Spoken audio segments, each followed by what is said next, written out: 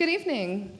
I'm Kara Carmack, the Assistant Director of Exhibitions and Public Programs at the New York Studio School, and I'm honored to welcome you to the first event of our Fall 2024 Evening Lecture Series. We're beyond thrilled to open our season with a conversation between artist Arlene Shechet and curator Reeve. This season is particularly special as the New York Studio School is celebrating our 60th anniversary this year. It was on September 23rd, 1964, so from yesterday, that Mercedes Matter and a pioneering group of dedicated artists founded the school in a loft on Broadway and relocated to our current building in 1967. Please stay tuned for many exciting events coming up at the school, including a Morton Feldman concert that will take place downstairs in our clay room on Wednesday, October 9th. RSVs are required for that event as seating is limited. We'll be offering exclusive tours of our historical spaces on Friday, October 18th as part of Open House New York. Our annual benefit dinner and auction will take place on Thursday, October 24th, honoring our Dean Emeritus, Graham Nixon, for his 36-year tenure as dean here. And details of all of this and more can be found on our website and our monthly newsletter. A programming note for next week, Tuesday's Artist Talk with Richard Tuttle will be rescheduled for later in the season, so keep an eye on our website and our social media posts. Also note that next Wednesday's discussion of modern art in Egypt and Iraq by Mai El-Deeb will be entirely virtual, so do register on Zoom on our website to join us. For this evening's program, a reminder to those in person on 8th Street to please silence all cell phones during tonight's event. We'll reserve time at the end for a Q&A with the audience. For those in the room, please raise your hand and we'll bring a microphone to you so our online audience can hear your question. For our Zoom audience, you can submit your questions by clicking on the Q&A button at the bottom of your screen. Following the lecture, please join me and our guests downstairs in the clay room for light refreshments and to continue the conversation. The New York Studio School is grateful to the following funders for their support of the 2024-25 Evening Lecture Series: the National Endowment for the Arts, the New York State Council on the Arts, the New York City Department of Cultural Affairs in partnership with the City Council, the Robert Lehman Foundation, the Samuel H. Kress Foundation, and many generous individual contributors. Now I'm delighted to introduce our guests. Arlene Shechet is a sculptor known for her effortless combination of disparate elements and boundary-collapsing visual paradoxes. With gravity-defying work that seems to tilt, contort, bend, and melt, Shechet's sculptures appear to be set in motion while remaining still. Highly technical and yet entirely intuitive, her work embraces improvisation and seeks to examine the humor and pathos of being alive and in a body.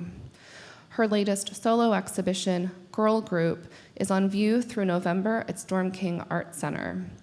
The monumental exhibition features 6 new large-scale commissions, along with complementary indoor works in wood, steel, and ceramic. Also currently on view is Disrupt the View, Arlene Shechet at the Harvard Art Museums in Cambridge, Massachusetts through 2025. In 2023, she was elected as a member of the American Academy of Arts and Letters. This follows many other awards and honors, including the Artist Fellowship Grant from the National Endowment for the Arts, the Visual Artist Fellowship from the John Simon Guggenheim Memorial Foundation, the Painters and Sculptors Grant from the Joan Mitchell Foundation, and the CAA Artist Award for Distinguished Body of Work from the College Art Association, among others. Her work is held in over 50 public collections worldwide, and the artist currently lives and works in New York City and the Hudson Valley. Reeve is curator at the Hirshhorn Museum and Sculpture Garden in Washington, D.C., where she oversees the museum's collection of modern and contemporary sculpture. She organized the Hirshhorn's first major collection exhibition devoted exclusively to the work of women and gender-nonconforming artists, titled Put It This Way: Revisions of the Hirshhorn Collection, as well as the recent presentation of the landmark survey exhibition, Simone Leigh. Her writing has appeared in various publications, including Art in America and Art Papers. She holds a BA from Sarah Lawrence College and an MA in the History of Art from the University College London. Please join me in offering a very warm welcome to Anne and Arlene.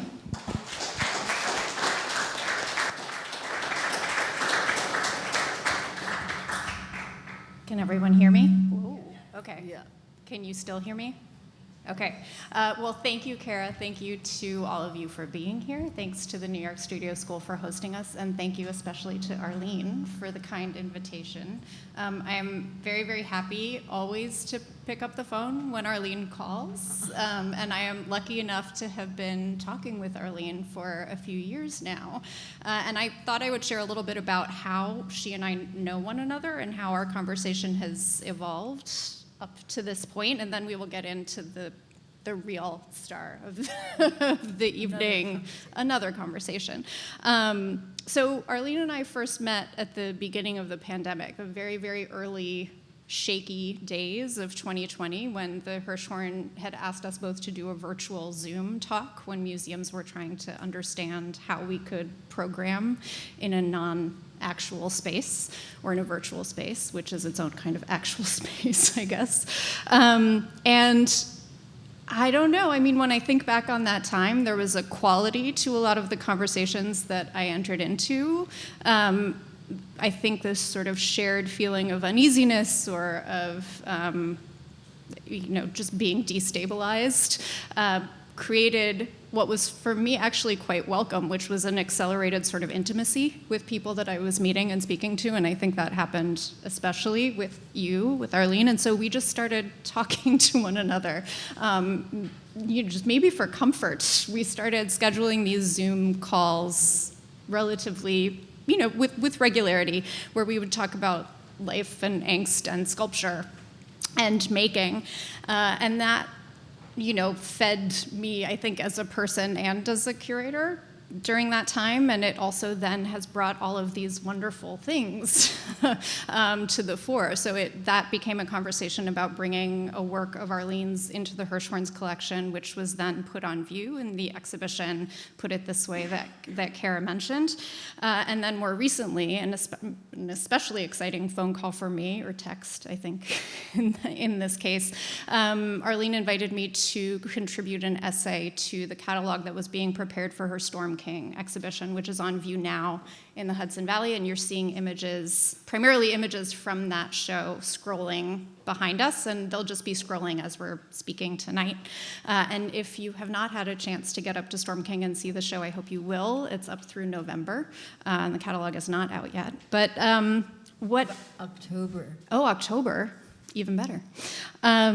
So what I have been struck by again and again, both in speaking with Arlene about sculpture and in particular as you were speaking in preparation for the Storm King show, was how Arlene kept coming back to this idea of not knowing, of mystery, as fundamental to the act of creating work, and maybe in particular what it means to experience sculpture. And there's something about sculpture inherently that carries this sense of enigma. And the work that I ended up writing, or the piece that I ended up writing for the book, really leans in on that theme, and it is called The Privilege of Being Lost, which is a title that I cribbed completely from a quote of Arlene's. And since we are in a room of artists today and of students, we thought that instead of doing kind of a straight lecture where we would speak about various works of Arlene through the years, that we would instead kind of just do what we do when we get together, which is talk about art and talk about how Arlene has made and sustained a life as an artist. You know, what it is to get lost, what it is to stay lost, why that's important, how it informs your studio life, and then also the psychology of sustaining oneself in a practice that can be really incredibly lonely at times, incredibly solitary, and when, you have to develop and maintain your own conviction, really, sometimes even when you're not finding that reflected back at you. So let's start there, yeah? Perfect. Okay. I did just want to say that I think the little part, or the big part that you missed, is that when we didn't know each other but were put together in a conversation, I was immediately struck by the fact that Anne seemed to understand sculpture. And my experience as an artist, as a sculptor, is that very few people, curators, and even artists, like to talk about sculpture and even might know about sculpture. So that, I think from that, our conversation grew, because I realized in how during those first months of the pandemic that not only was I hungry to speak with somebody new, but I was hungry to speak with somebody who seemed informed. So that's it. That is a very nice compliment. And now it's on the record, which is Yeah, very exciting for me. Well, I definitely want to talk about sculpture and what it is that is so intriguing for both of us. I mean, I like talking about sculpture because you're never going to get there with a sculpture. You're going to just always have to live in the sort of in-between space of trying and not quite grasping. And so that goes back to when you talk about being lost, quote unquote. I think that really is at the heart of what it means maybe to make sculpture and to try to understand or engage with sculpture as an artist, as a viewer, as a curator, as a body in space. And so this was a quote where, Arlene, in 2020, you had done this exhibition, this really amazing exhibition of work at Pace Gallery here in New York that had to close almost immediately because of the pandemic. And so you did a walkthrough, pretty extensive video walkthrough, which is great and fascinating and available online. And in this walkthrough, you say that you have felt, or you feel that the privilege of an artist is to be lost. So what do you mean by that? Let's start there. I mean by that, that my attitude towards making work is not to have a lot of preconceived ideas about how the day will go, what the thing will become. And I feel that sense of wandering, that sense of investigation is open-ended investigation is such a huge privilege and so unlike most people's lives. And that when I was teaching, I would tell my students something like that. I was like, this might look like a romantic profession, a wonderful way to live a life, but it's super crazy and tough. But there's one thing you get to do, which is get lost and be consumed with whatever you want to, nobody telling you. And that's both terrifying and liberating. And that I was talking about it especially with my students who were looking over their shoulders all the time, trying to figure out what was correct, what the art world wanted, what was going to make their career happen, all kinds of editing in the wrong direction, and creating limits based not on what was in them, but what was outside of them.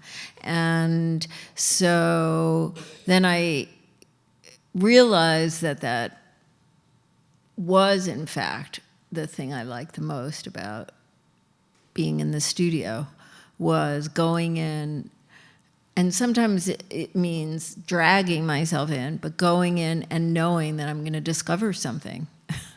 It doesn't mean that I discover something that I necessarily will keep or will like or whatever, but it's the discovery process, the investigation is the whole thing. And so that's the privilege. And to keep it a mystery continues the privilege.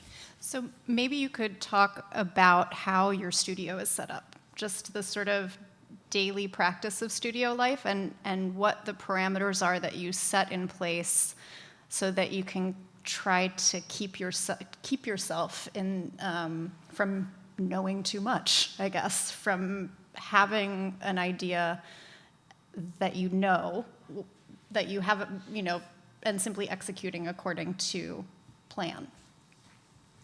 Because it's, to be lost is not to be ignorant. And I Right. think that's an important Yes. distinction, and maybe you could kind of parse that a little bit. Yeah. And it keys into a little bit of what I heard you say before about the investigation and being lost and sculpture, because by its very nature, sculpture is mysterious and always hiding something. You can't stand in front of it and take it in. It means nothing. It really is always going to reveal another view. Like I always say, there's 300,000 views in this sculpture, and it drives me nuts. And I've had to put up with it to have a sculpture revealed by one image. And no matter how much I say that to my gallery or to other people, it becomes a sticker and it's meaningless.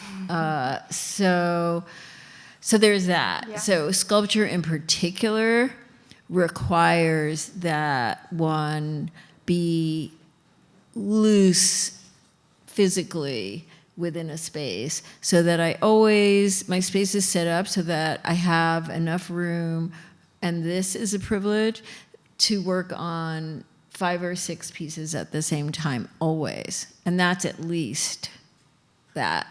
And so I just make a move. I make a move, and then I speak to that move. And I'm sure those of you who are artists out there know what I'm talking about, but I just make a gesture, and then I move away from it and work on something else, and out of the corner of my eye, that thing is, dancing around, and I might go back and make another gesture, but I might not.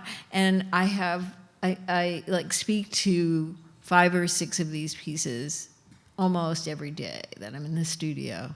And I like not being on top of it. I like letting it breathe so I can breathe, and having a kind of remove that makes everything I'm doing a lot less precious. Because the worst thing you can do, the worst thing I can do is care about something too much.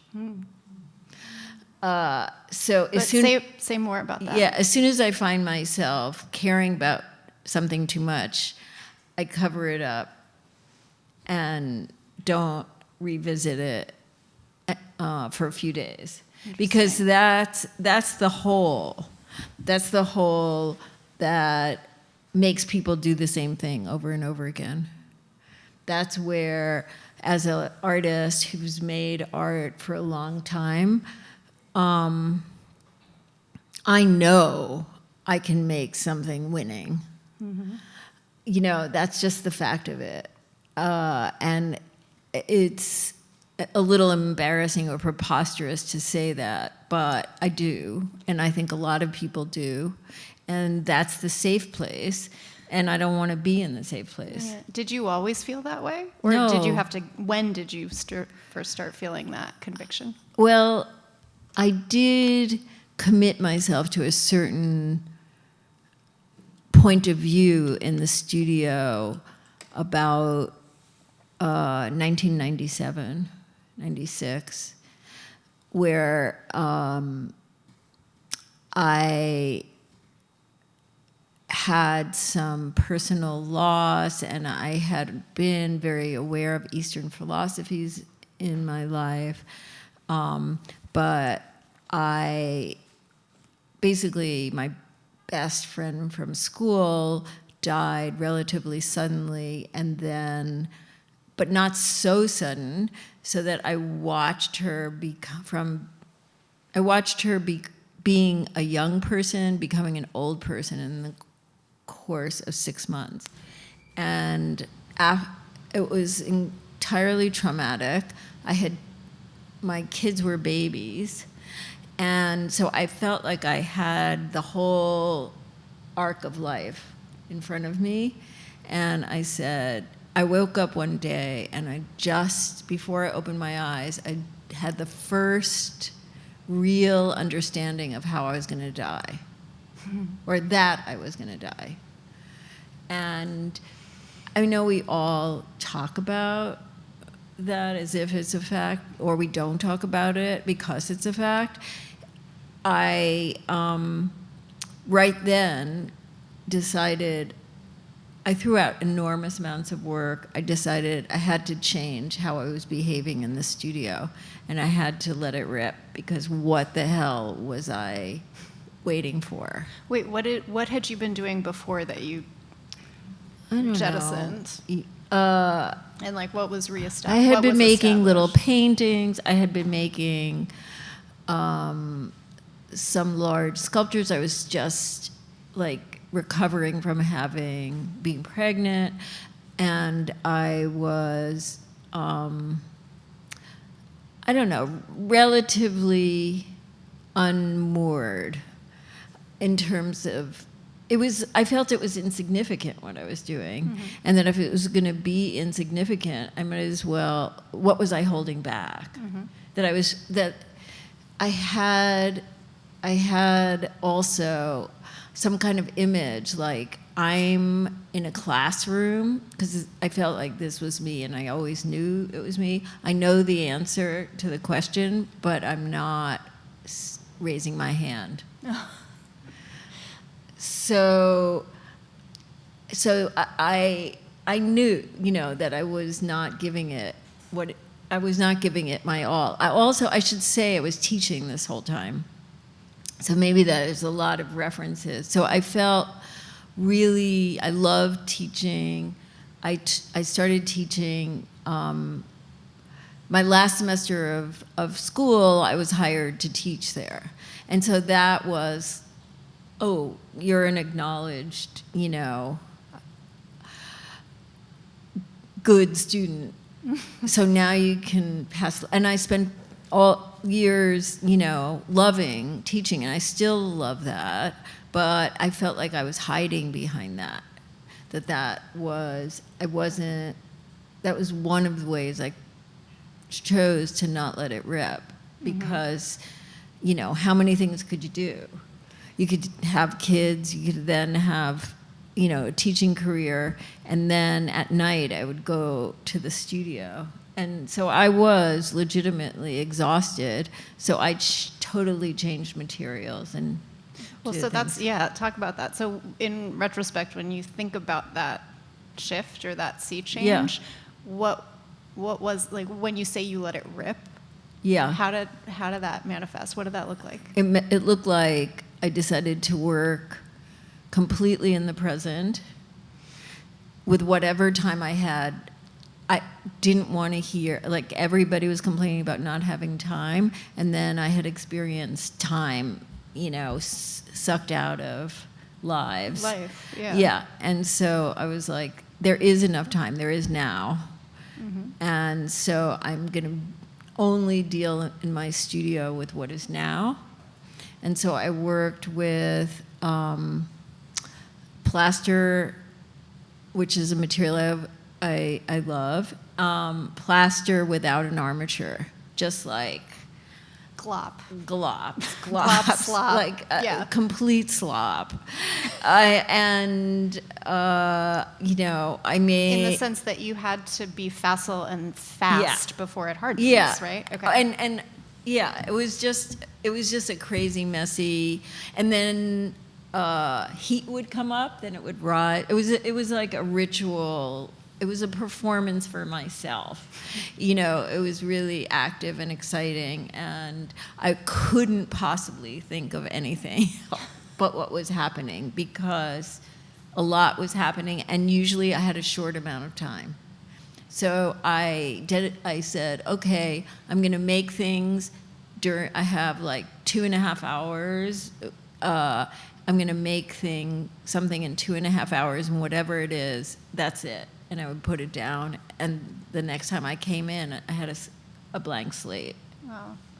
So that was it, and most of it was just like, look like a mess, but one day, so I was making these blobs. I wasn't telling anybody, and nobody wanted to hear anyway. And so I had, from doing the paintings, I had these paint skins around, and so I started like putting those into the plaster, and I started making things, and I just thought of them as blobs because I love blobs, and the formlessness is always. I'm gonna put that on a T-shirt for you at some blobs. point. Yeah, and so I walked out in the street one day, and saw this big pile of shit on the ground, and that pile of shit suddenly looked to me like a Buddha. And I realized, oh, those piles of plaster that I'm making also look like a Buddha, and they are a signifier for what I need and want. Yeah. And I made. And so I just did that for a long time. So when you transitioned into working primarily with ceramic from plaster, I think, what drew you there? Was it in part the fact that it was less known, untested? I never did it like that. Okay. I always was then doing something else with it.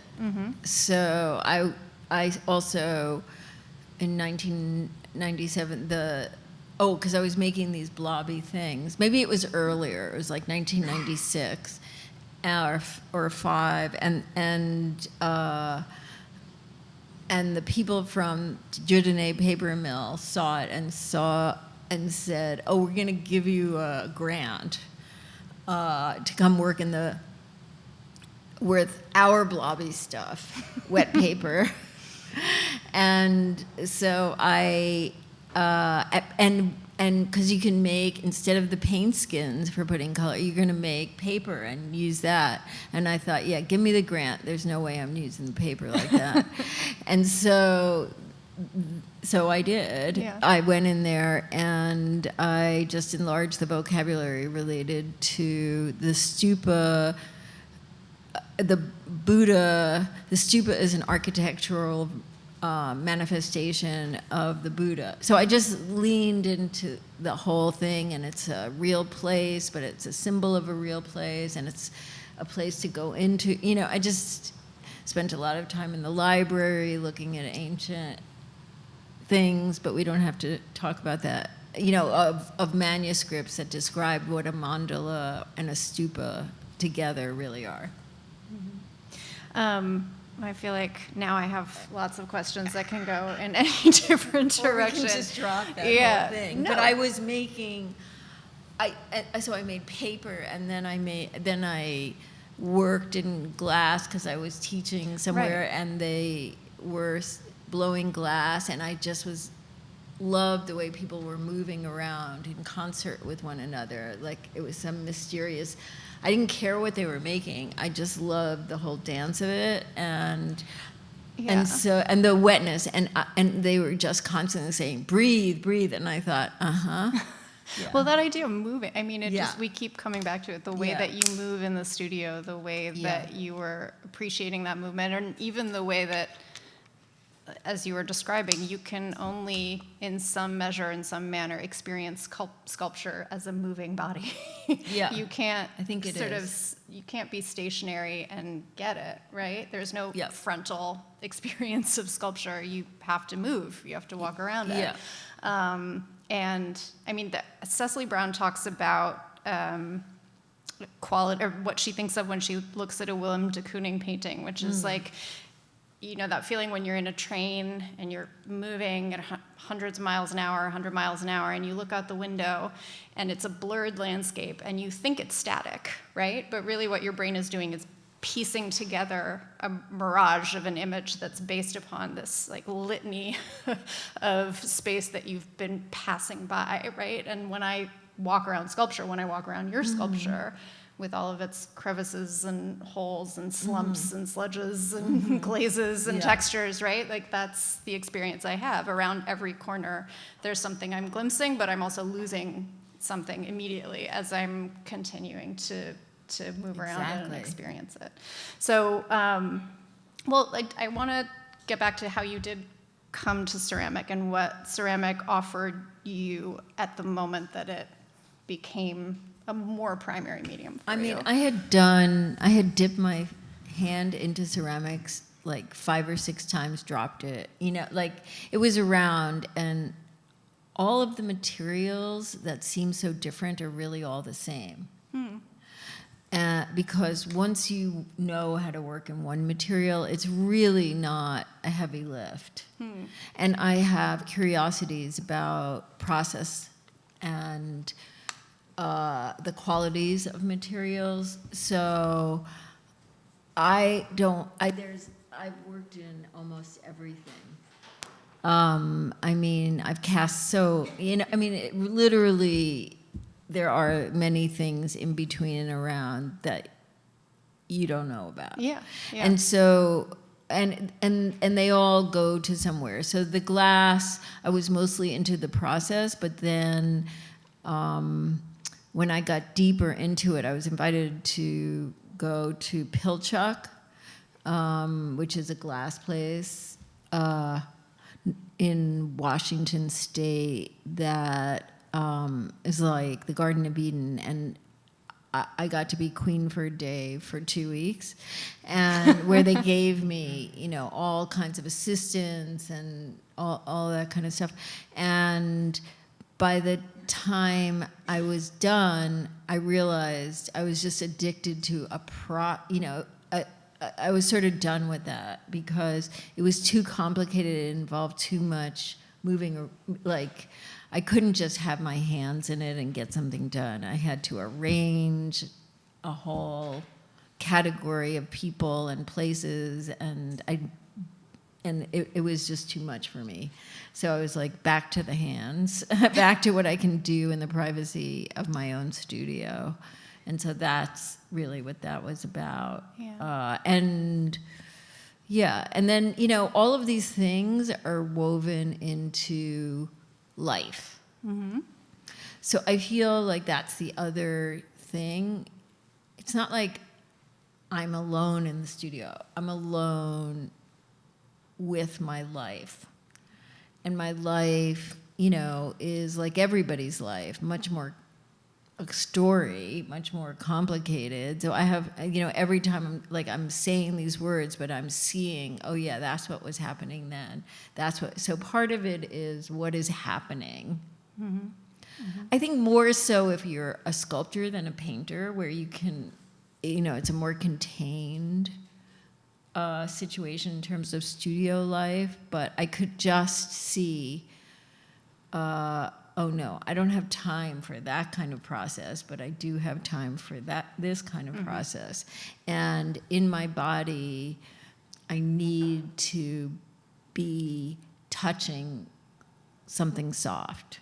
Oh, yeah. Wow. So it would be, that's how, I actually started ceramics during that time because also, and this is what I'm saying, life, and it's just reminding me, I felt like I needed a summer hobby. And Betty Woodman called me up and said, I'm going to Italy for 6 months. Can you give some work to my assistant? I said, oh yeah, okay, 1 day a week. So she came and worked for me 1 day a week, and her expertise was definitely ceramics. And so I came up with all kinds of like hobbyish kind of things to do. And, again, maybe the getting lost thing is my retreat. Yeah. So hobbyish things to do with, and that's why I was like my summer hobby. I was determined not to be attached to it, but of course that's always the winning thing. Well, I want to ask about Storm King, but first, because I think we're kind of circling this, I wanted to ask you in particular about your relationship to the idea of working in a series, because I know you have a particular aversion to this idea of creating a work in a serial format or having sort of a narrative arc that bounds a body of work like that. But talk more about that. Why does that make you itchy?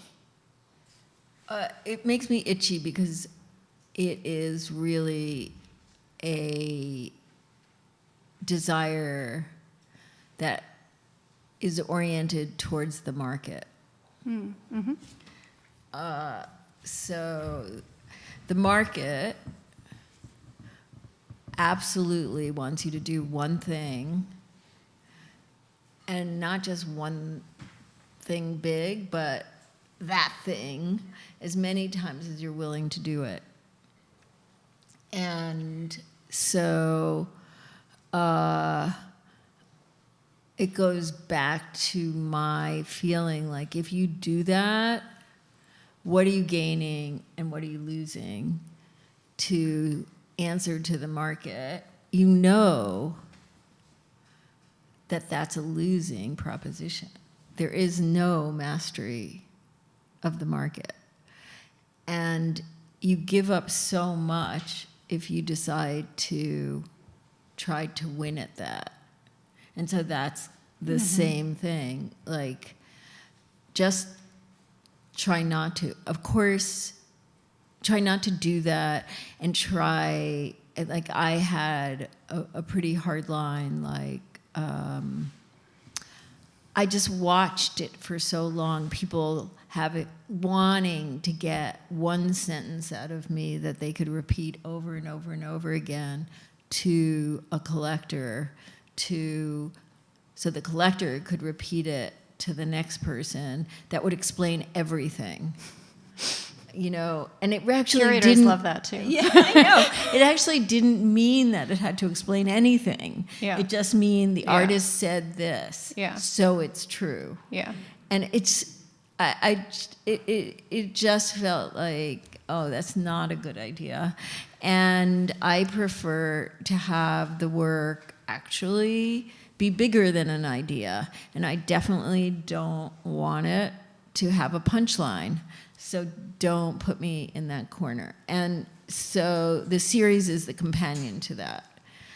But because as soon as, I got everybody on board solidly for understanding they could never ask me that kind of thing, the pandemic happened, and I found myself making those smaller ceramic pieces, which, when forced to, I had to put names on, and I realized these I could put together and they look like a series. This is the moment to do the thing I said I would never do.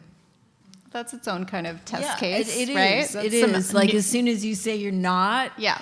But I felt like I was in control. I didn't feel like at that point that I was losing control. Yeah. Well, that threading that needle, right? In control, out of control is kind of the balance. Tough. At some point, we'll see some of those works, those smaller works that Arlene is talking about, because they're on view at Storm King indoors from the series. Or a group of works. Group of works. Say group of works. A murder of works, which Arlene calls Together, which is a beautiful title, I think, especially when we're talking about making art as a form of communication, imperfect or perfect form of communication, but in that pandemic moment, trying to find one another, right, alone. You'll see some of them here. Well, there's one. One in the back. Okay, well, let's talk about Storm King, because Storm King sort of imposed a completely new set of challenges and parameters for your work, because you've talked a lot about material and softness and wetness and hands and, I'm thinking of pliable and muckiness and the tactile. And if you're approached about doing a large show of outdoor sculpture, that's going to take you far away from those materials in some sense. So what did you first think when you were approached about this prospect? And then how did you start? Well, I didn't wait until I don't think I could have. I started myself, just doing it for myself. I was not at all sure it was going to go anywhere. And it really came about because like these pieces I was making and I realized, yes, the colors are gorgeous, the glaze is good, but I realized that's all people could see. And I wanted it to be a color story because I felt like at the pandemic, we needed that color cure. But I was looking at them and, about a year in and still working. It gave me a nice liberation from using multiple materials. And then I was feeling these are fully formed shapes that I'm really working hard at, and I really liked a lot of them. And they were a new discovery, but everybody was just addressing them as if they were all about the color only. So I felt like I can find more in here, but I'm going to have to release it from this particular scale. And of course, I did Madison Square Park. Of course, I'm interested in public art. I'm interested in all kinds of scale as a challenge. That's in itself like a material. But what I like about that is the audience. I love random audience. I love humanity just coming upon something. The non-intentional audience. The non-intentional audience. That New York City, 60,000 people a day, and I put my things right in the way of the paths rather than the pseudo-gallery green.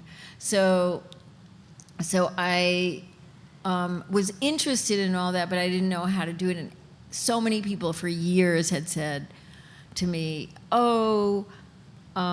you need to scan these and blow them up. And that wasn't only these pieces, it was a lot of work. And that is a tried and true 21st century way to make things. I mean, prior to the 21st century, it was done a lot, but by hand in a foundry. So it's just been done. Make something this big, make something like that, and then hand it off and let the foundry take care of the whole thing. And I was resistant. Yeah, or these days, I think also in the case of public sculpture, you can enlarge it digitally, or have it digitally enlarged or printed, etc., right? It's all the same. Yeah. All the same, yeah. It's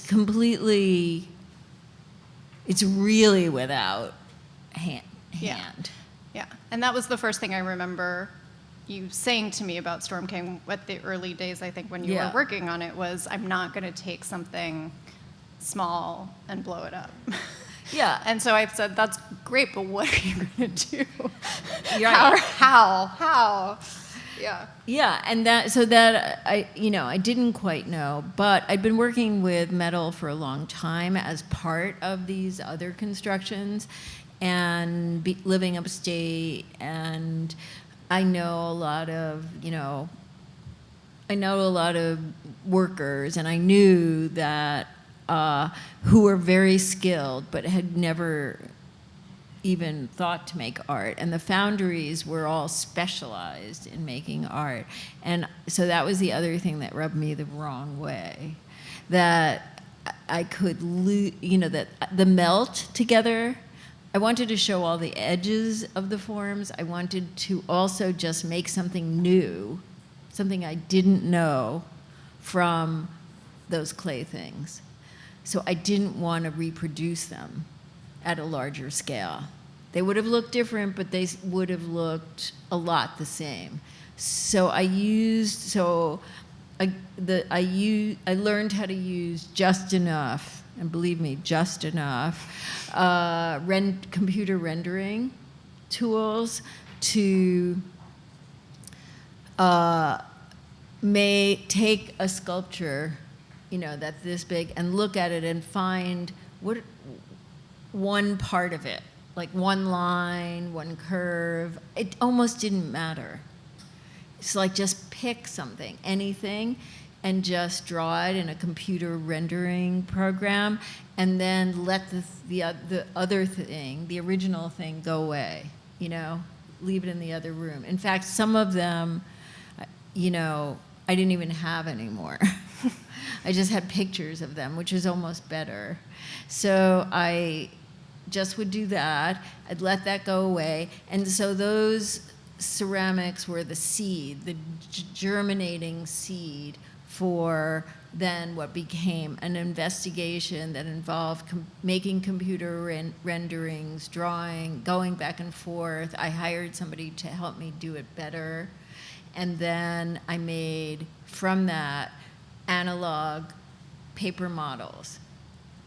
I'd make a paper model from the drawing, then I'd change the paper model, and the person I hired could put my changes back into the digital.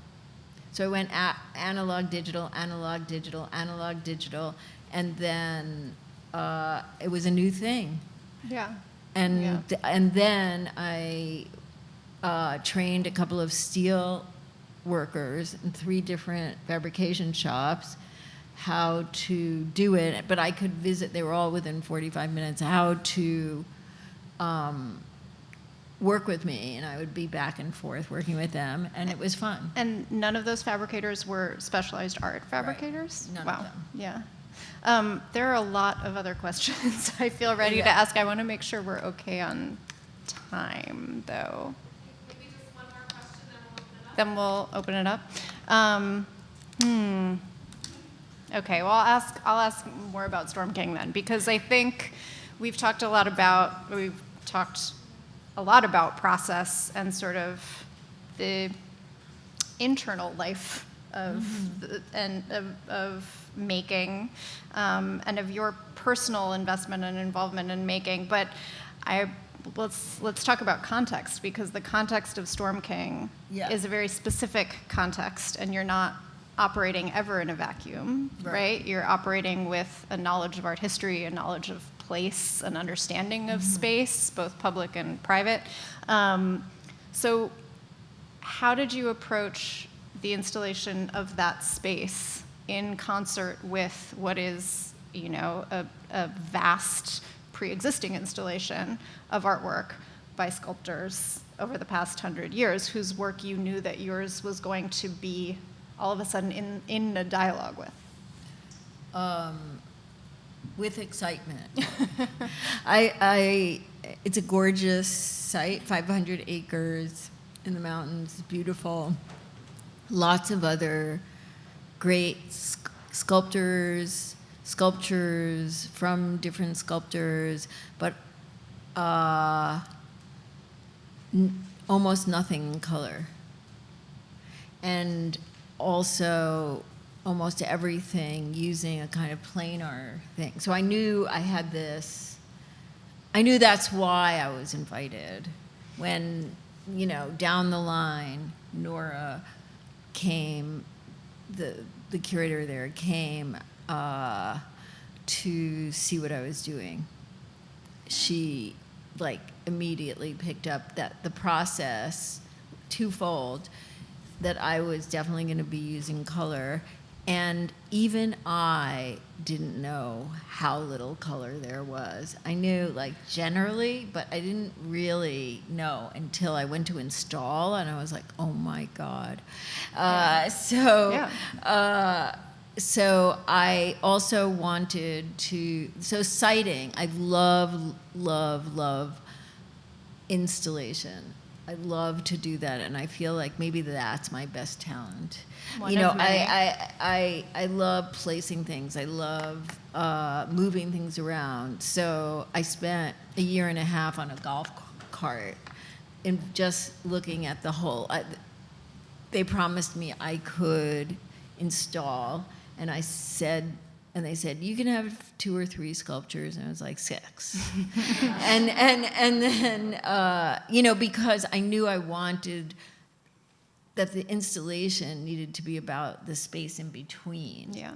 That otherwise it was just going to be about me, and I wanted to integrate with the space and with the other sculptures that were there, and the language of welding and metal were firmly there, from David Smith to DeSuvero to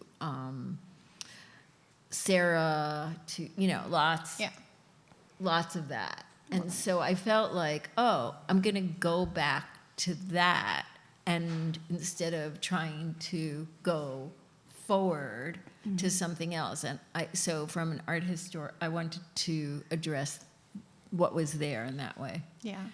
And we don't even have time to get into the gender politics of all of it, which is a really Ugly. interesting story to tell as Yeah. well. But, well, is that a first question? We can treat it as a first question and use it to transition. It would be one of my first questions. Okay, great. So the title of the Storm King show is Girl Group, right? And a lot of these, you know, less colorful, welded, planar works that Arlene is referring to are these sort of artworks that have stood century, right? Not only within art history courses and art history conversations and museums, but, you know, in the landscape at Storm King, works by artists like DeSuvero, Shapiro, Richard Serra, Calder, etc. So all of those people have multiple works. sometimes 7 or 8 works there. Yeah, Barnett Newman, and they're, you know, it's an incredible It's great. landscape. It's an imposing landscape. It's an immersive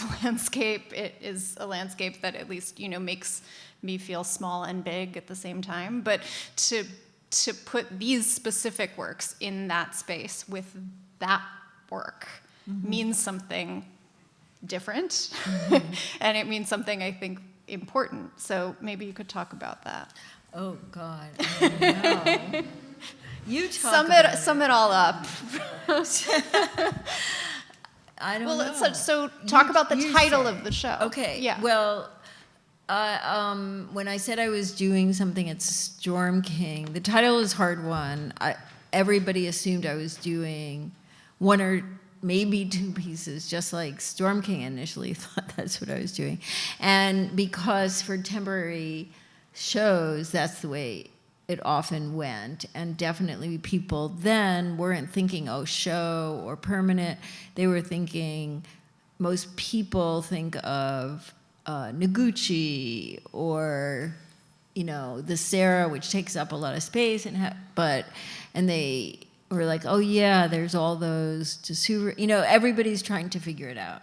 So I knew it had to have group as part of it to identify also for when you visited that there was going to be a link. Because for me, what was important was this together idea, which I didn't even realize I was duplicating or referencing from the indoor pieces, but that I wanted the girls to speak to one another, to speak in chorus, to have a relationship so you could look at the landscape and see them poking out, which you can do. So I wanted them somehow in visual alliance with one another and to make a group and to have them be together but not next to one another so that the Storm King could be part of it.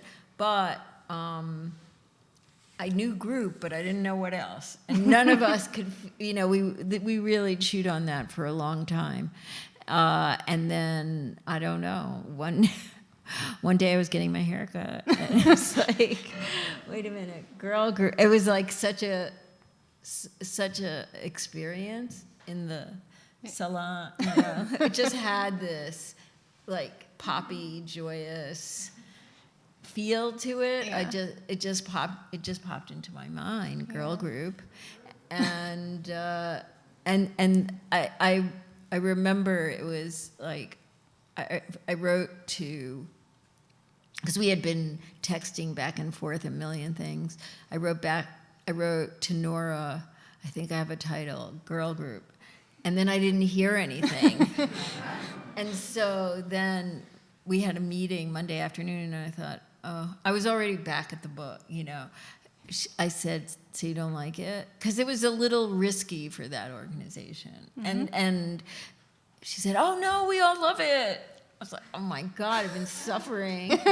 So I wanted it to have some sass. I wanted it to also address the idea that I'm definitely not a girl. You know, I wanted it to be twisted. Yeah. Twisted, straightforward, but a little twisted. Yeah. I mean, we should also put that on a T-shirt, Yeah. I feel like. Okay. I do want to make sure there's time for questions, so does anybody? Yes, please. If you're in the room, please raise your hand. I'll bring the microphone to you. If you're joining us virtually, feel free to type your question into the Q&A feature on Zoom. I do have one already online that I'm happy to ask. And this is for Arlene. Do you feel closer to the legacy of Brancusi, more totemic, or Anthony Caro, more about collage, and why? It's a very good art school question. Yeah. Okay. Both. Both are good. You know. We'll take them. Both are good. Both are, you know, sculptors that I love. I feel like, and Brancusi is the sculptor everybody knows the most, it appears, based on me and on how many times it's been mentioned to me. And I think it's mostly been mentioned to me because of the pedestal thing. And so Anthony Caro is way less known here, but I love that that was mentioned because his working method, I didn't really understand until a couple of years ago, is sort of the same as mine, in that he will pick things and then put them together. They're different because he's just picking from found objects, but he understood, I think, very well the movement of things together, and he also sometimes used color, you know, very simply, in the way that Calder sometimes used red, but he was willing. I think he's a good artist, and he was willing to break a lot of rules. And Brancusi, same.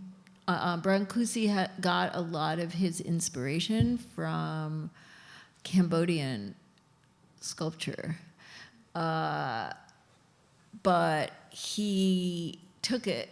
He brought that language into the Western canon. He didn't necessarily identify it, but he knew about it, and there are some pieces in his studio that I recognized. Great, thank you. Hi. Hi.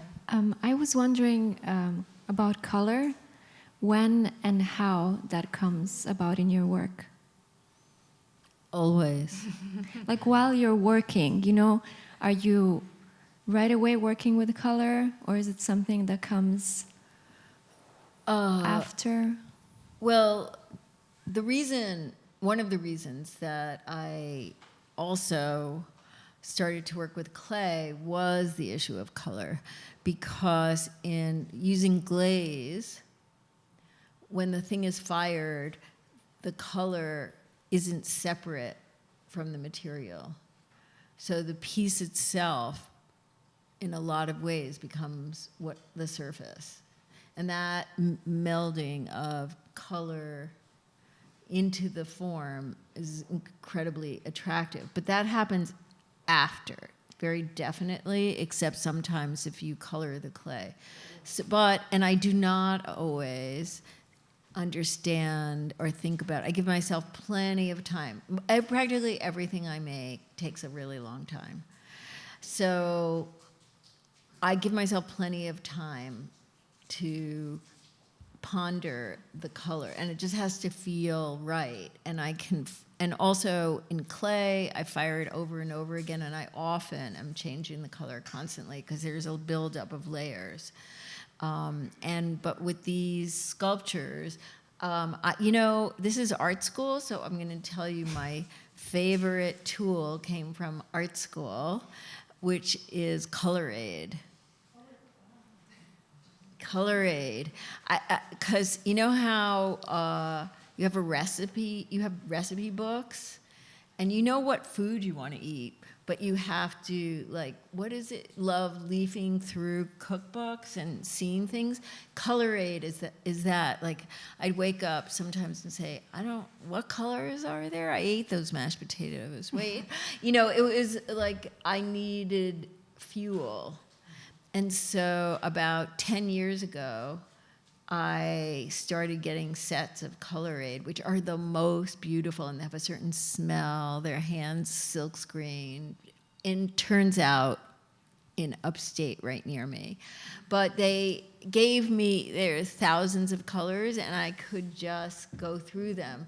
So I mixed all the paints made the paints samples for the girl group works, and each one is like off shades, very specific off shades. And I would start with marrying 2 color aid sheets, and then I'd start, mixing paint and messing around. And I would take 10 turns at it or 50 turns at it to get the right thing, because that I couldn't change once the paint got applied, because the paint was the most expensive thing, by the way.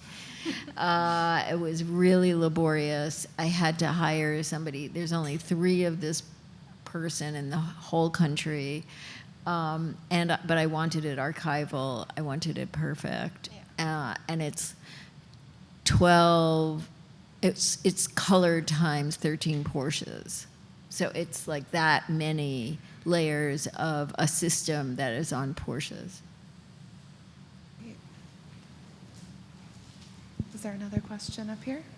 Yeah.